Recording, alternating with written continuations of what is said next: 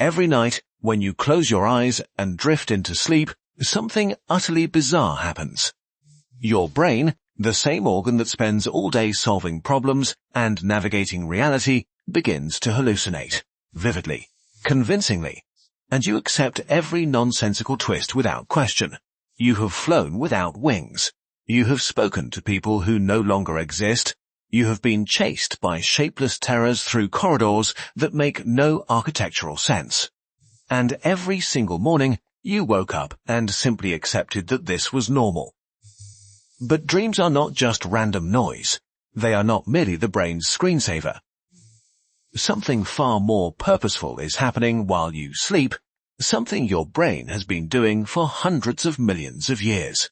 And the more we study it, the stranger and more wonderful the picture becomes. So what exactly is happening inside your head every night? Why does your brain spend a third of your life constructing elaborate inner worlds? And what would happen if it stopped? To understand dreams, you first have to understand what sleep actually does to your brain. Sleep is not a single uniform state. It is a carefully choreographed cycle that your brain repeats 4 to 6 times every night. Each cycle lasts about 90 minutes and contains distinct stages, each with its own signature pattern of electrical activity. You begin in light sleep, where your brain waves gradually slow down. Then you descend into deep sleep, where enormous slow waves wash across your cortex like a tide. This is when your body repairs tissue, builds bone and muscle, and strengthens your immune system. But then, something remarkable happens. About 90 minutes after you fall asleep, your brain suddenly flips a switch. Your eyes begin to dart rapidly beneath your closed lids. Your breathing becomes irregular. Your heart rate climbs. And your brain, far from resting, becomes more active than when you are awake. This is REM sleep, named for those rapid eye movements. And this is where dreams are born.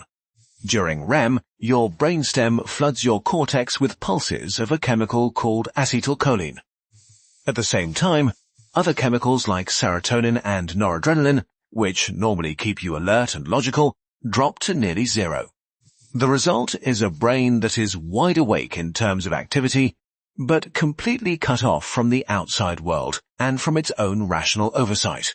Your prefrontal cortex, the part of your brain responsible for logic, planning, and self-awareness, goes largely offline. Meanwhile, your limbic system, the seat of emotion and memory, lights up like a firework display. This is why dreams feel so emotionally intense, yet so bizarrely illogical. You are experiencing pure emotion draped over fragments of memory, with nobody at the control panel to question any of it. But why would the brain do this? What possible purpose could such a strange nightly ritual serve?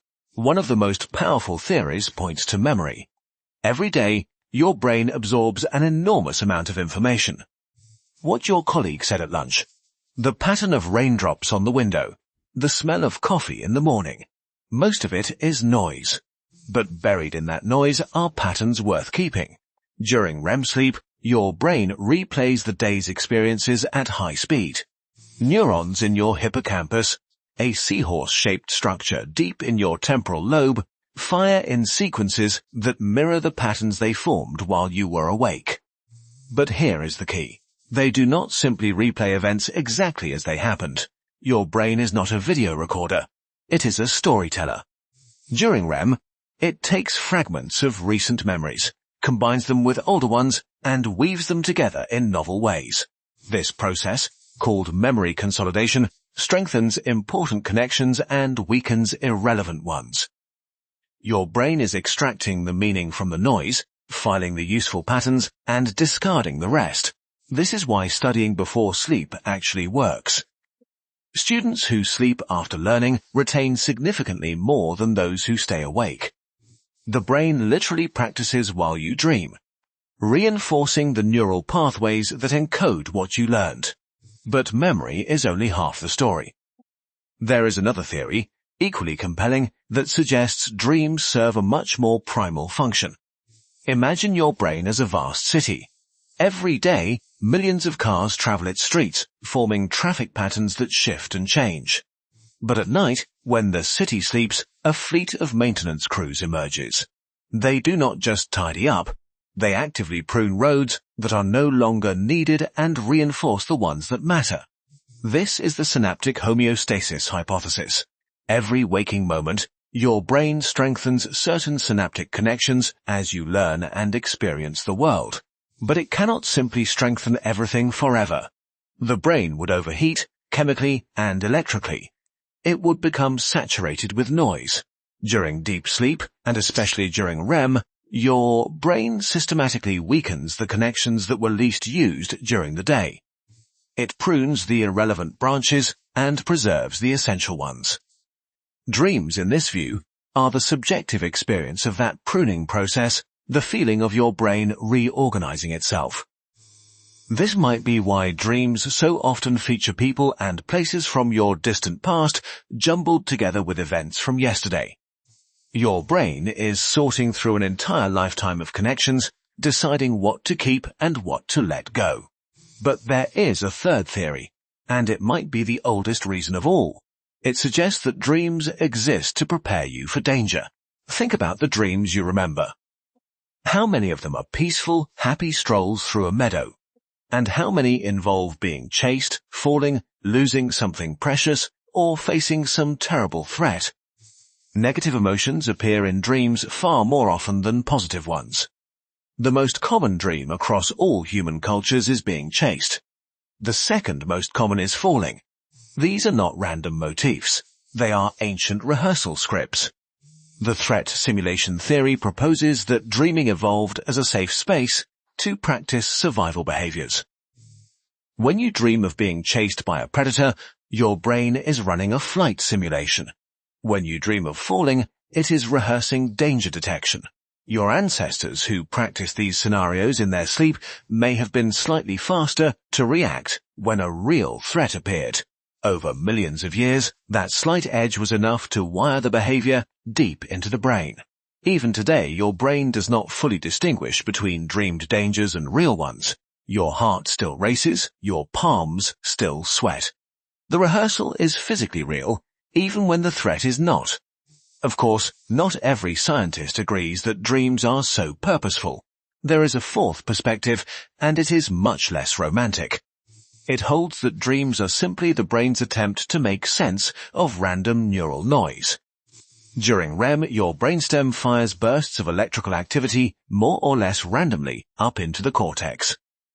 These signals, according to the activation synthesis theory, are essentially meaningless. They are just the byproduct of the brain's nightly maintenance work. But your cortex, ever the storyteller, cannot tolerate meaninglessness. It grabs these random signals and weaves them into a narrative, however fractured. In this view, the flying dream is not a rehearsal or a memory consolidation. It is simply your cortex receiving a random burst of vestibular signals and constructing a story to explain it. The dream is a confabulation, an after-the-fact explanation for neural noise. The truth, as it so often is, probably lies somewhere between all four theories.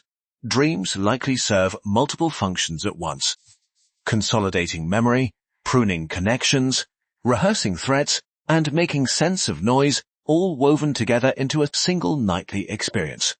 But here is something even stranger. For all their intensity, you forget almost all of your dreams within minutes of waking. 95% of dream content is lost.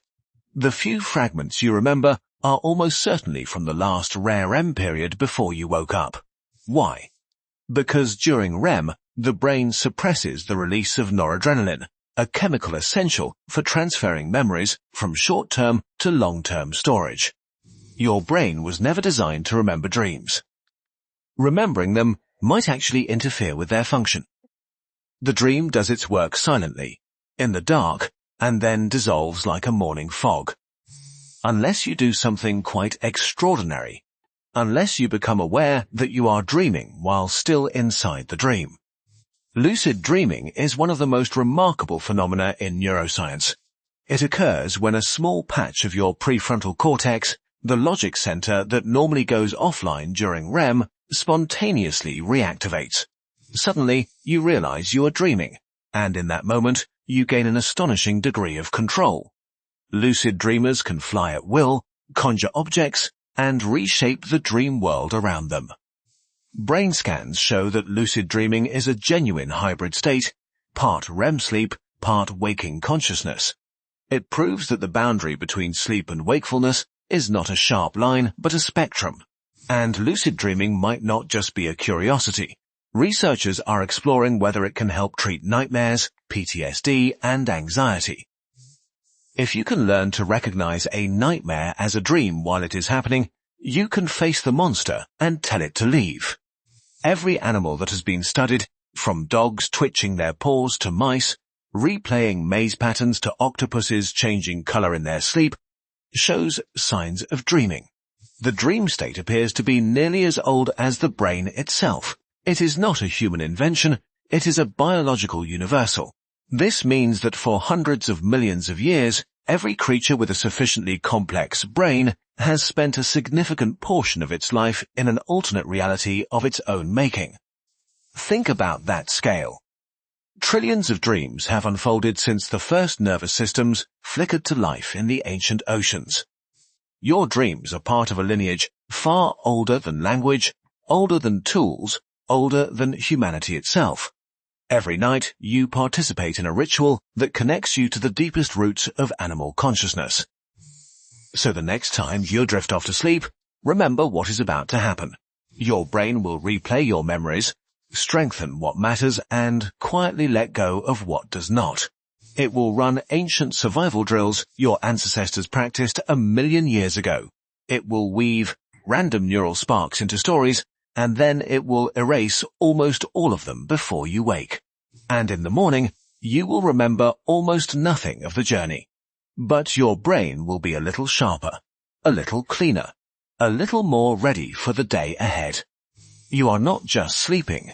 You are being maintained, you are being optimized, you are being prepared. And that might be the strangest and most beautiful part of all.